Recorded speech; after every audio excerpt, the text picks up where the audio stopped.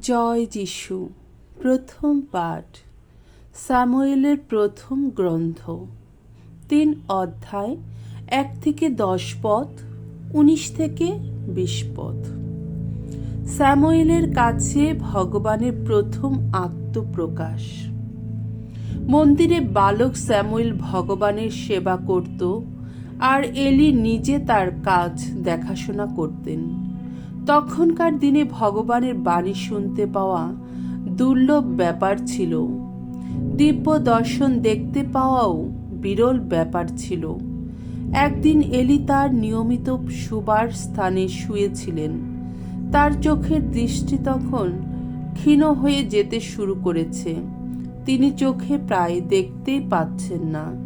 এদিকে বালক স্যামুয়েল ভগবানের মন্দিরে সেইখানে শুয়েছিল যেখানে ঈশ্বরের মঞ্জুষাটি ছিল। ঈশ্বরের মন্দিরের প্রদীপটি তখনও নিভে যায়নি। এমন সময়ে ভগবান স্যামুয়েলকে ডাকলেন।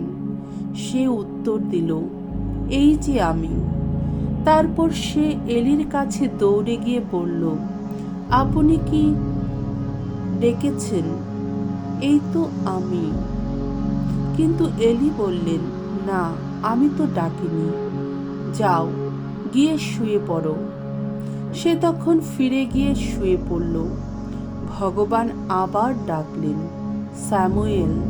স্যামুয়েল উঠে পড়ে এলির কাছে গিয়ে বলল, আপনি তো ডেকেছেন। এই তো আমি। কিন্তু এলি উত্তর দিলেন, না বাবা, আমি তো ডাকিনি। যাও, গিয়ে শুয়ে পড়ো। স্যামুয়েল তো তখনও প্রত্যক্ষভাবে ভগবানের পরিচয় পায়নি। ভগবানের কোনো বাণী তখনও তার কাছে প্রকাশিত হয়নি। ভগবান তৃতীয়বার ডাক দিয়ে বললেন, স্যামুয়েল। সে আবার উঠে এলির কাছে গিয়ে বলল, আপনি তো ডেকেছেন। এই তো আমি। এবার এলি বুঝতে পারলেন যে ভগবানই বালকটিকে ডাকছেন। তাই তিনি স্যামুয়েলকে বললেন, যাও, গিয়ে শুয়ে পড়ো। এরপর কেউ যদি তোমাকে ডাকে তবে বলবে, বলো ভগবান, এই তো তোমার সেবক শুনছে। স্যামুয়েল বয়স বাড়তে লাগলো। ভগবান সব সময় তার সঙ্গে সঙ্গে থাকতেন। স্যামুয়েলের কোনো প্রাবক্তিক বাণী তিনি ব্যর্থ হতে দিতেন না। দান নগরী থেকে বেরশেবা পর্যন্ত ইসরায়েলের সমস্ত মানুষ তাতেই এই কথা বুঝতে পারল যে ভগবানের প্রবক্তা হিসেবে স্যামুয়েলের পরিচয় যথার্থই প্রমাণিত। প্রভুর বাণী। ঈশ্বরকে ধন্যবাদ। সামসঙ্গীত 40 অধ্যায়, 1 পদ, 4 পদ, 6 থেকে 9 পদ। ধো, প্রভু, এই তো এসেছি আমি, তোমার ইচ্ছা পূর্ণ করতেই এসেছি। আমি ছিলাম ভগবানের ব্যাকুল প্রতীক্ষায়। আহা, ব্যাকুল প্রতীক্ষায়। আমার দিকে আনত হয়ে আমার কাতর ডাকে সাড়া দিলেন তিনি। ধন্য সেই মানুষ, ভগবানের উপর যে আস্থা রেখে চলে, যে মানুষ ফিরেও তাকায় না কোনো অহংকারীর দিকে, কোনো মিথ্যাচারীর দিকে। বলিদান বা ফসলি নৈবেদ্য কখনো চাওনি তুমি। পূর্ণাহুতি, প্রায়শ্চিত্তের পশু বলি, তেমন কোনো কিছু দাবিও করনি। বরং আমায় দিয়েছ তোমার বাণী শ্রবণের শক্তি। তাই আমিও বলেছি, এই যে এসেছি আমি। শান্ত গ্রন্থে আনারই প্রতি রয়েছে নির্দেশ। হে আমার ঈশ্বর, তোমার ইচ্ছা পূর্ণ করতেই চাই আমি। আহা, তোমার বিধান রয়েছে আমার হৃদয় গভীরে। তুমি যে ধর্মময় মহা সমাবেশে, ওগো, সে বাণী ঘোষণা করেছি আমি। দেখো, নীরব রাখিনি আমার ওষ্ঠাধর।